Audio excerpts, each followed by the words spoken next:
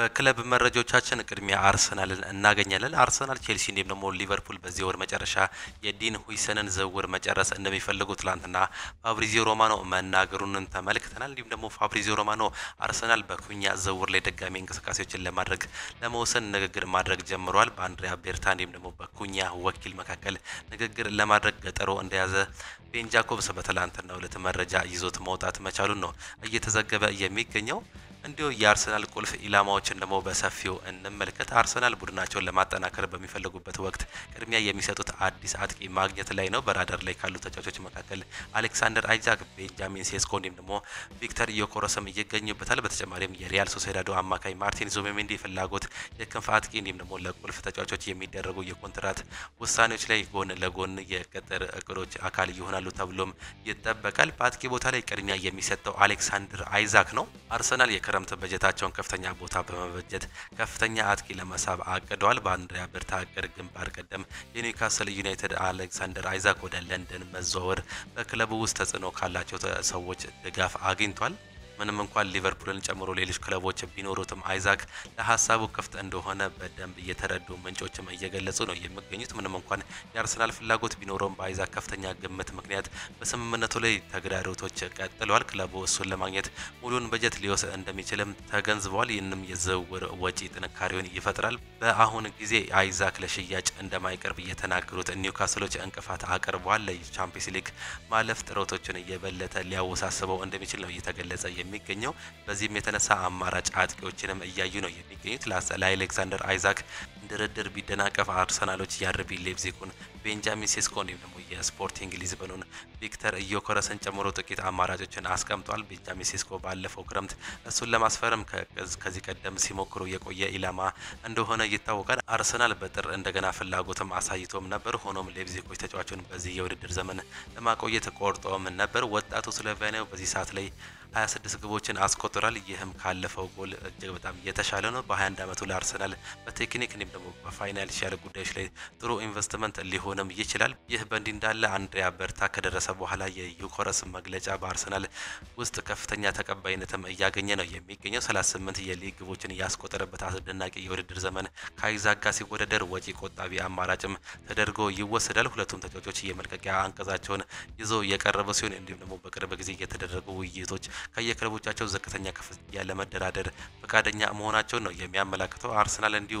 የአትሌቲኮ ቢልባውን ኒኮ ዊሊያምስን እውነተኛ ኢላማ በማድረግ የክንፍ ተጫዋች ለማስፈረምም ይፈልጋሉ። ስፔናዊ ኢንተርናሽናል 58 ሚሊዮን ዩሮ ወይም ደግሞ 49 ሚሊዮን ፓውንድ የውል ማፍረሻ ሂሳብ አለው። ነገር ግን ደሞዙ በክለብ ትልቅ ገቢ እንደሚያስገኝ አንዱም ያስረዳል። የቦሩሲያ ዶርትመንዱ የክንፍ መስመር ተጫዋች ጄሚ ጊተንስ በመድፈኞቹ ዘንድ ተወዳጅ ሌላኛው የሆነ ተጫዋች ነው። የመሃል ሜዳ እንዲሁም ደግሞ የመከላከል ማጠናከርም ፍላጎታቸውን አርሰናል ቤት መረጃዎች እየወጡ ይሆን ማርቲን ዙቢሜንዲ የአርሰናል የመሃል ሜዳ ማጠናከሪያ ስትራቴጂ አካል ሆኖ ሊቀጥል እንደሚችል ነው በአሁኑ ሰዓት ላይ መረጃዎች የሚያሳዩት።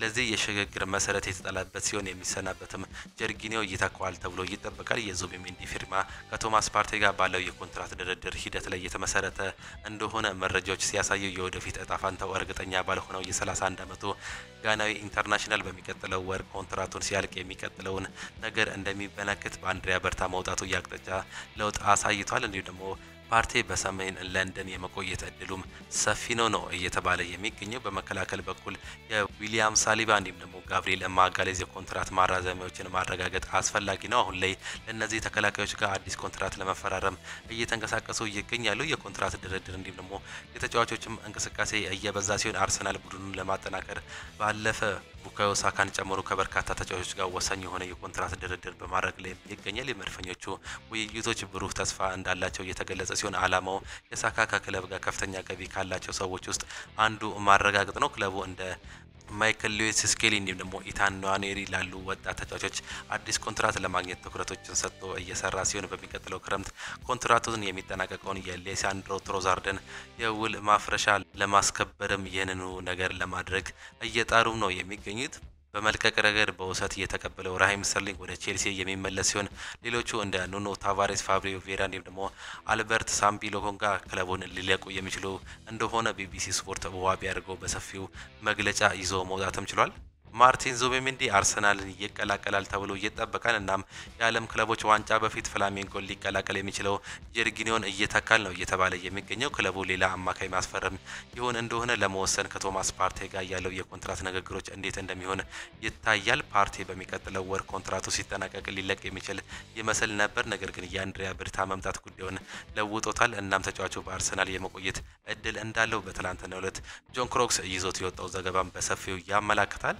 አሰልጣኝ ሚኬል አርቴታ ምርጡ ቡድን ተሸንፏል ሲሉም ነው ከትላንት በስቲያ ጨዋታ በኋላ ሀሳባቸውን የሰጡት። አሰልጣኙ ሲናገሩም በድህረ ጨዋታ ቃለ ምልልስ ላይ በእኔ እይታ ምርጡ ቡድን ተሸንፏል፣ በተለይም ደግሞ በ160 ደቂቃዎች በኋላ የነበረው ቡድናችን ጥሩ ነበር ሲሉ ነው የገለጹት።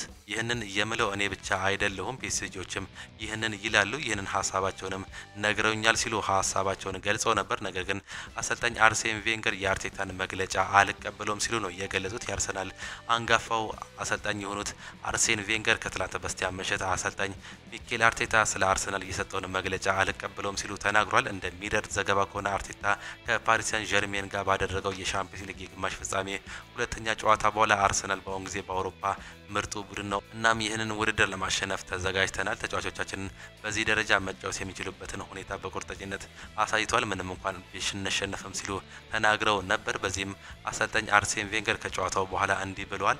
አርሰናል በጣም ጥሩ እየሰራ ነው፣ ነገር ግን በአውሮፓ ምርጥ ቡድን ነው ማለት ትንሽ እየተጋነነ ይመስለኛል። እንደ ባየር ሙኒክ፣ ኢንተር ሚላን እንዲሁም ደግሞ ፒኤስጂ ያሉ ቡድኖች በዚህ ደረጃ ላይ ተመሳሳይ ደረጃ ላይ ይገኛሉ። አርሰናል የተሻለ ውጤት ለማምጣት በተጨማሪ መልኩ መጫወት እንዲሁም ደግሞ እየተሻሻለ መከር አለበት ሲሉ የራሳቸውንም ሀሳብ ነው በትላንትናው ዕለት መስጠትም የቻሉት። ታይለር ዲቢሊንግ በዩናይትድ ከፍተኛ ቦታ እየተሰጠው ሲሆን በዚህ ክረምት የማንቸስተር ዩናይትድ የዝውውር ኢላማ እንደሆነ ዴቪድ ኦርነስቲን እያስነበበ ነው የሚገኘው። ይህ ተጫዋች ምናልባትም ወደ ማንቸስተር ዩናይትድ መዳረሻው በክረምቱ ይጠናቀቃል ሲል ነው የገለጸው። ስፔኖች በማንቸስተር ዩናይትድ አንደር 80 ቡድን ውስጥ የሚገኘው የአጥቂ ስፍራ ተጫዋች ቪክተር ሙሳ የማንቸስተር ዩናይትድ ላሚን ያማል ሊሆን ይችላል ብለውም ያምናሉ። የስፔን ብሔራዊ ቡድን የማንቸስተር ዩናይትዱን ተስፈኛ ታዳጊ ቪክተር ሙሳን ማምጣትም ግን አይፈልጉም። የስፔን ክለብ አትሌቲኮ ቢልባኦ ተስፈኛው ታዳጊ ቪክተር ሙሳ ላይ ያላቸው አይናቸውን ጥለዋል። ቪክተር ሙሳ በራዳራቸው ውስጥም ይገኛል። ነገር ግን ታዳጊው ተስፈኛ ቪክተር ሙሳ በማንቸስተር ዩናይትድ መቆየት እንዲሁም ደግሞ በዩናይትድ ቆይታው ለዋና ቡድን ጨዋታውን ማድረግንም ይመርጣል። የ18 ዓመቱ ታዳጊ በታዳጊዎች አንደር 80 ፕሪሚየር ሊግ ላይ 15 ጎሎችን ማስቆጠርም ችሏል። ቪክተር ሙሳ በስፔን የተወለደ እንዲሁም ደግሞ በእንግሊዝ ብሔራዊ ቡድን የመጫወት እንዲሁም ደግሞ በስፔን ብሔራዊ ቡድን የመጫወትም እድል እንዳለው የስፔኑ ሚዲያ ዲዮሪ አስ ይዞት መውጣትም ችሏል። ማንቸስተር ዩናይትድ በዩሮፓ ሊጉ የሚያስመዘግበው የየትኛውም ከፍተኛ ውጤት በኩኛ ዝውውር ላይ ችግርም አይፈጥርም ነው እየተባለ የሚገኘው። የዩናይትድ ሰዎች የማቲያስ ኩኛል የውል ማፍረሻ ስምምነት ከመፈጸማቸው በፊት በግል ጥቅማ ጥቅም ዙሪያ ከስምምነት ላይ መድረሳቸው ይፋ እየተደረገ ሲሆን እስካሁን ሙሉ ስምምነት ላይ አልተደረሰም። ነገር ግን በመካሄድ ላይ ናቸው። ይህ ካጠናቀቁ የውል ማፍረሻውን ከፍለው ዝውውሩ ሙሉ ለሙሉ ይጠናቀቃል ሲል ታማኙ ጋዜጠኛ ዴቪድ ኦርነስቲን ይዞት ወጥቷል።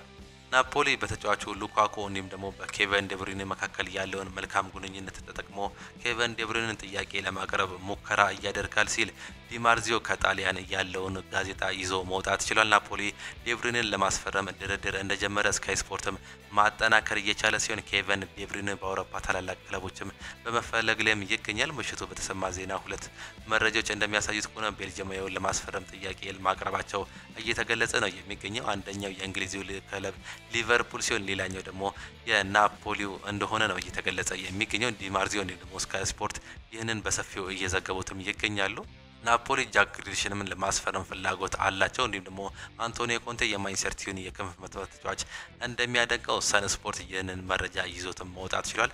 ፍሎሪያን ዊርትዝ በጣም ጥሩ ክለቦች በር ላይ በማግኘት እድለኛ ነኝ። በእርግጠኝነት አሁን ላይ ያለሁበት ምቾት ትቼ አዲስ ነገር መላመድ ለኔ በጣም ፈታኝ ነው ሲል ነው ሀሳቡን መግለጽ እንደቻለ ፋብሪዚዮ ሮማኖ አረጋግጫለሁ ሲል የራሱን መረጃ ይዞ የወጣው። አሰልጣኝ አርኔ ስሎት ስለ ሪያን ግራቨንበርችም ይናገራሉ። ምናልባት እሱ በጨዋታው ላይ አንድና ከዚያ በላይ የሆኑ ንክኪዎችን በአንዴ ሊያደርግ ይችላል። እናም መስመር ላይ የተለያዩ ተጫዋቾች በብዛት ያገኛል። ቨርጅል ቫን ዳይክን እንደ ምሳሌነት ብናየው እንደ መስመር እንዲሁም ደግሞ ብዙ ተጫዋቾችን ያገኛል። ያ ነገር ከግራቨንበርች ጋር ያመሳስለዋል ሲል ነው ሀሳባቸውንም መግለጽ እየቻሉት። ሊቨርፑል ኬቨን ዴብሪንን ለማስፈረም ለተጫዋቹ ጥያቄ እንዳቀረቡ ዲማርዚዮ ትላንትና ይዞት መውጣት መቻሉንም መረጃዎች እየሰፉ ነው የሚገኙት። ጄሬሚ ፍሪምፖንግ በ35 ሚሊዮን የውል ማፍረሻ ኮንትራትም አለው። ሊቨርፑል ተጨማሪ ተጫዋቾችን ለማምጣት በኦንሳሌ ፍላጎት ያላቸው ሲሆን ሊቨርፑልን ጨምሮ በርካታ የአውሮፓ ክለቦች የዚህ ተጫዋች ፈላጊ መሆናቸውን ቤን ጃኮብስ የዘገበ ሲሆን ምናልባት መጨረሻው ወይም ደግሞ መጨረሻው ግን ሊቨርፑል አንፊልድ ሊሆን እንደሚችል ፍንጭ እየሰጠም ነው የሚገኘው። ቨርጂል ቫን ዳይክ የሊጉን ዋንጫ ስናነሳ መንገድ ላይ ትልቅ ሰልፍ እንደሚኖር እንዲሁም ደግሞ ከኛ ጋር ድሉን ለማክበር የተለያዩ ቦታዎች የሊቨርፑል ደጋፊዎች እንደሚመጡ ተስፋ አድርጋለሁ ሲል ካሁኑ ስለ አከባበሩ ነው እየገለጸም የሚገኘው። ጋሪ ኔቭል እንዲሁም ደግሞ ዴቪድ ቤካም ክለብ ሊገዙ እንደሆነ የተገለጸው በትላንትናው ዕለት እንግዲህ የቀድሞው የማንቸስተር ዩናይትድ ተጫዋች ጋሪ ኔቭል እንዲሁም ደግሞ ዴቪድ ቤካም በጋራ በመሆን ክለብ ሊገዙ መሆኑም ተገልጿል። ሁለቱ የቀድሞ ተጫዋቾች በእንግሊዝ ሁለተኛ ሊግ የሚወዳደረውን ሳንፎርድ ሲቲ ለመግዛት መቃረባቸውን አትሌቲክስ አዋቢ አድርጎ ይዞት መውጣት ችሏል። ጋሪ ኔቭል እንዲሁም ደግሞ ዴቪድ ቤካም የክለቡን ድርሻ 15 እንዲሁም ደግሞ 20 ሚሊዮን ዩሮ በሚደርስ ሂሳብ ለመግዛት እንዳሰቡ እየተገለጸ ሲሆን የቀድሞ ተጫዋቾች በመቀመጫቸውን ማንቸስተር የሆነውን ሳንፎርድ ሲቲን በቀጣይ 5 ዓመታት ለሻምፒዮንሺፑ ለማብቃት ማለማቸውም ተናግሯል።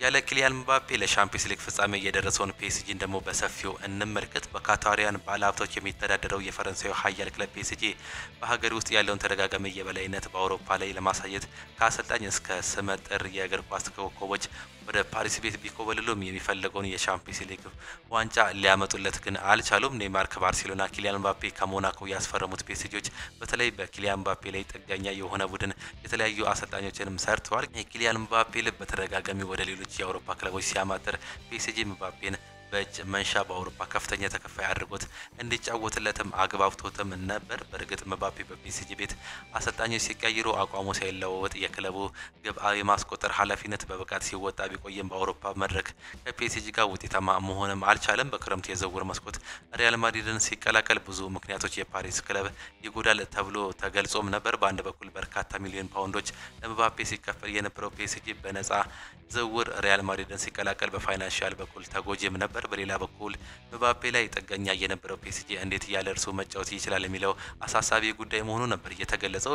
ለዚህ ጉዳይ መፍትሄ ማፈላለግ ላይ የቆዩት ስፔናዊው ታክቲሽያን ሉዊስ ኤንሪኬ ምባፔ ተጠባባቂ በማድረግ ጨዋታዎችን ያለ ምባፔ ሞክሮም ነበር። የጥረታቸው ፍሬ አፍርቶ ምባፔ ማድሪድን ቢቀላቀልም በተጫዋቾቻቸው እየተገነባ ውብ እግር ኳስን የሚጫወቱ ቡድንም መገንባትም ችሏል። ፒኤስጂ የፈረንሳይ ሊግ ዋን ገና በጊዜ ነበር ማሸነፋቸውን እያረጋጉት። በአውሮፓ ሻምፒዮንስ ሊግ ደግሞ የእንግሊዙን ሊቨርፑል፣ አስቶን ቪላ እንዲሁም ደግሞ አርሰናልን በማሸነፍ ለሙኒኩ ፍጻሜ መድረስም ችሏል። ኪሊያን ምባፔ በሩብ ፍጻሜው ከማድሪድ ጋር በአርሰናል 5-1 ተሸንፈው ከውድድር ውጪ ሲሆን የቀድሞ ክለቡ አርሰናል በደርሶ መልስ 3-1 በሆነ ውጤት ማሸነፍም አልፎ ነበር። ፒኤስጂ ያለ ኪሊያን ምባፔ የሚደናቀፈውን የአውሮፓ ሻምፒዮንስ ሊግ ዋንጫን ያሳካ ይሆን? ከኢንተር ሚላን ጋር በአሊያንዝ አሬና የሚደረገው ለመልስ ይህ ጨዋታ እጅግ በጣም ካሁኑ እየተጠባበቀም ይገኛል። ምናልባት ፒኤስጂ ይህን ነገር የሚያሳካ ከሆነ እጅግ በጣም እድለቢሱ ተጫዋች ኪሊያን ምባፔ ሊሆን እንደሚችል በበርካታ ታብሎይዶች እንዲሁም ደግሞ በርካታ ሰዎች ይህንን ሀሳብንም እያነሱም ይገኛሉ።